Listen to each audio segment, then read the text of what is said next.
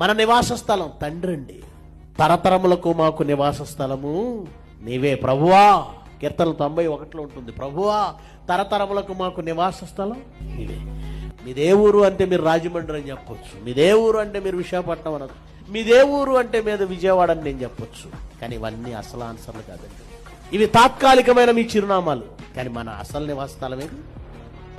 ఎక్కడి నుంచి వచ్చారు ప్రియులారా? మీరు పరదేశులు, మీరు యాత్రికులు, మీరు వచ్చింది ఆ మహాలోకము నుంచి వచ్చారు ఈ భూమి మీదకి. అయితే అపవాది అనేవాడు మనుషుల్ని ఏం చేస్తున్నాడట? చెరపడుతున్నాడు. అలా తాను చెరపట్టిన వారిని ఎక్కడికి పోనీయడట? వాడు మీ నివాస స్థలమైన పరలోకానికి పోనేవాడు. మరి ఎక్కడికి తీసుకెళ్తాడు?